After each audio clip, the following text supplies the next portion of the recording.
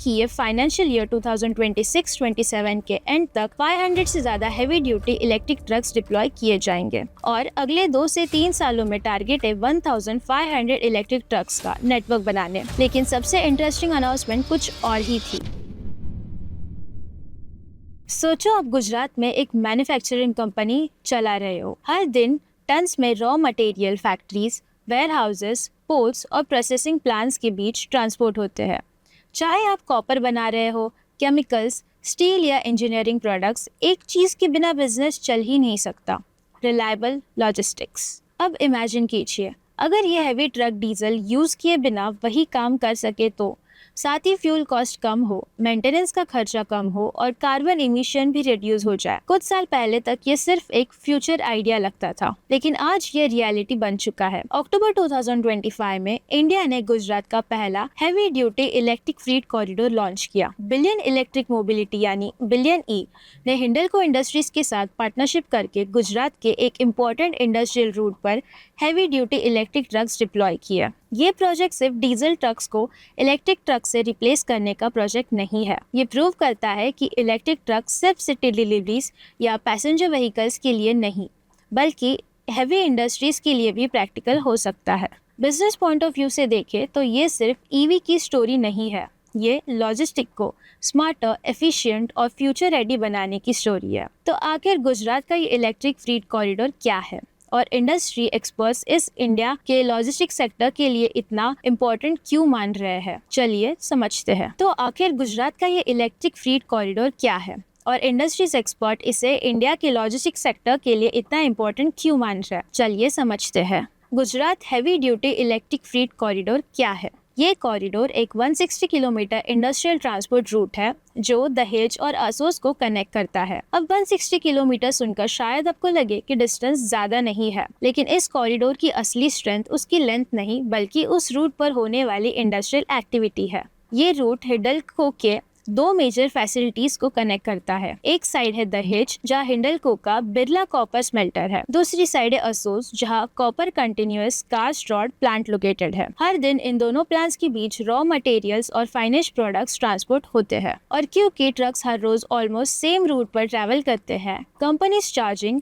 Maintenance और fleet operations को काफी एफिशिएंटली प्लान कर सकती है। इसी वजह से एक्सपर्ट इस कॉरिडोर को इंडिया में इलेक्ट्रिक इंडस्ट्रियल लॉजिस्टिक्स का प्रैक्टिकल मॉडल मान रहे हैं। दहेज और असोस ही क्यों चुने गए? दहेज इंडिया के सबसे बड़े इंडस्ट्रियल हब में से एक है। यहाँ chemical industries, petrochemical plants, copper processing units, engineering companies और एक्सपोर्ट बिजनेसेस काफी लार्ज स्केल पर ऑपरेट करते हैं। रोज हजारों टन इंडस्ट्रियल कार्गो यहाँ से मूव होता है। दूसरी तरफ से असोस जो वडोदरा के लिए पास है, हिंडल्को के डाउनस्ट्रीम कॉपर मैन्युफैक्चरिंग ऑपरेशंस का इम्पोर्टेंट पार्ट है। इन दोनों लोकेशंस के बीच मटेरियल्स का रेगुलर मूवमेंट होता है। बिजनेस पर्सपेक्टिव से देखा जाए तो ये इलेक्ट्रिक ट्रक्स के लिए परफेक्ट रूट है। डिस्टेंस फिक्स्ड है, ट्रैवल स्केड्यूल प्रेडिक्टेबल है और ट्रक्स को हर बार नए रूट्स पर नहीं जाना पड़ता। इसका एक और बड़ा एडवांटेज यही है। इलेक्ट्रिक ट्रक्स को लेकर जो सबसे कॉमन कंसर्न होता है, बैटरी रेंज या रेंज एंजाइटी, वो भी काफी हद तक सॉल्व हो जाता है। इलेक्ट्रिक फ्लीट में क्या खास है? किसी भी फ्लीट कॉरिडोर की सक्सेस उस पर चलने वाले ट्रक्स पर डिपेंड करती है। इस प्रोजेक्ट के लिए बिलियन ई अशोक लेलैंड के 15 heavy duty electric trucks deploy कर रहा है। पहले फेज में 10 ट्रक्स लॉन्च किए गए और अगले कुछ महीनों में 5 और ट्रक्स ऐड होंगे। ये कोई नॉर्मल डिलीवरी वैन्स नहीं है। हर ट्रक की 55 टन ग्रॉस व्हीकल कैपेसिटी है, अप्रोक्सीमेट 180 किलोमीटर ड्राइविंग रेंज मिलती है और इसमें लगभग 300 किलोवाट आवर बैटरी पैक दिया गया है। ये trucks specially mining, cement, steel और हैवी मैन्युफैक्चरिंग इंडस्ट्रीज के लिए डिजाइन किया गया है। ये बताता है कि इलेक्ट्रिक व्हीकल टेक्नोलॉजी सिर्फ पैसेंजर कार्स तक लिमिटेड नहीं रही। अब हैवी ड्यूटी इंडस्ट्रियल लॉजिस्टिक्स भी धीरे धीरे इलेक्ट्रिक फ्यूचर की तरफ बढ़ रही है।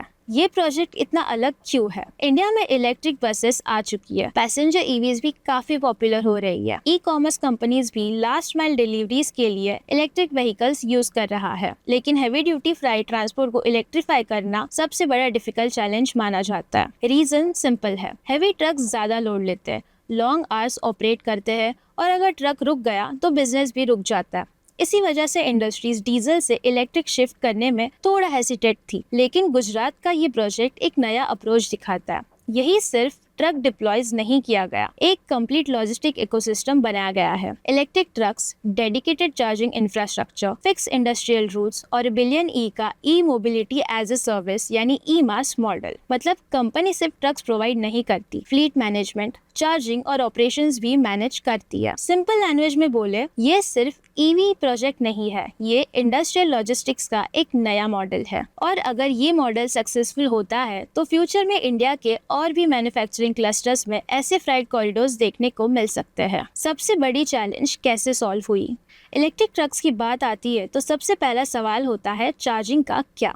इस प्रोजेक्ट ने उसका भी सोल्यूशन दिया है। 4 जोन्स ने करजन, बारूच और दहेज आसोज रूट के एक और स्ट्रेटेजिक लोकेशन पर चार्जिंग सॉल्यूशंस इंस्टॉल किए हैं। इसका फायदा ये है कि ट्रक्स अपने स्केड्यूल के हिसाब से चार्ज हो सकते हैं। ऑपरेशंस को बैटरी खत्म होने की टेंशन कम होती है और डाउन टाइम भी रिड्यूस होता है। यही इंफ्रास्ट्रक्चर इलेक्ट्रिक फ्राइट को प्रैक्टिकल बनाता है। फिर आगे क्या हुआ? अगर आपको लग रहा है कि ये सिर्फ एक पायलट प्रोजेक्ट था तो कहानी यही खत्म नहीं होती। सिर्फ 3 महीने बाद जनवरी 2026 में बिलियन ई ने 25 मिलियन US$ की फ्रेश फंडिंग रेस। कंपनी ने अनाउंस किया कि ये फाइनेंशियल ईयर 2026-27 के एंड तक 500 से ज्यादा heavy duty electric trucks deploy किए जाएंगे और अगले 2 से 3 सालों में टारगेट है 1500 इलेक्ट्रिक ट्रक्स का नेटवर्क बनाने। लेकिन सबसे इंटरेस्टिंग अनाउंसमेंट कुछ और ही थी। कंपनी ने बताया कि 19 टन और 55 टन इलेक्ट्रिक ट्रक्स को जो इसी कॉरिडोर में यूज हो रहे हैं, अब सिलेक्टेड रूट्स पर टोटल कॉस्ट ऑफ ओनरशिप यानी TCO के हिसाब से डीजल ट्रक्स के बराबर पहुंच चुके हैं। सिंपल लैंग्वेज में समझे तो अगर आप ट्रक खरीदने से लेकर उसकी चार्जिंग, मेंटेनेंस और पूरे ऑपरेटिंग लाइफ का टोटल खर्चा कैलकुलेट करें तो कुछ रूट्स पर इलेक्ट्रिक ट्रक का कॉस्ट डीजल ट्रक जितना या उससे भी कम पड़ सकता है। और बिजनेसेस के लिए ये बहुत बड़ा सिग्नल है, क्योंकि अब इलेक्ट्रिक ट्रक सिर्फ एनवायरमेंट फ्रेंडली ऑप्शन नहीं रहे, वो फाइनेंशियली भी प्रैक्टिकल हो जा रहे हैं। और एक्सपांशन यही नहीं रुका। जून 2026 में बिलियन ई ने ड्रिवन, एक EV लीजिंग प्लेटफॉर्म के साथ पार्टनरशिप कर ली। इस पार्टनरशिप के थ्रू 200 और heavy duty electric trucks deploy किए जाएंगे। पहले फेज में सीमेंट इंडस्ट्री के लिए 22 electric trucks long term contract के अंडर डिप्लॉय किए जा रहे हैं। मतलब मॉडल दहेज आसोस कॉरिडोर में सक्सेसफुल हुआ, वही मॉडल अब दूसरे इंडस्ट्रीज भी अडॉप्ट करना शुरू कर रही है। सिर्फ 1 साल के अंदर एक 160 किलोमीटर फ्रीट कॉरिडोर इंडिया के फ्यूचर इलेक्ट्रिक लॉजिस्टिक्स का नेटवर्क ब्लूप्रिंट बन गया। आगे का सवाल, आज ये टेक्नोलॉजी मेनली राज कंपनीज यूज कर रही है, लेकिन जैसे जैसे चार्जिंग इंफ्रास्ट्रक्चर इम्प्रूव होगा, टेक्नोलॉजी और मैच्योर होगी और ऑपरेटिंग कॉस्ट और ज्यादा कम होंगी। क्या ये सोल्यूशन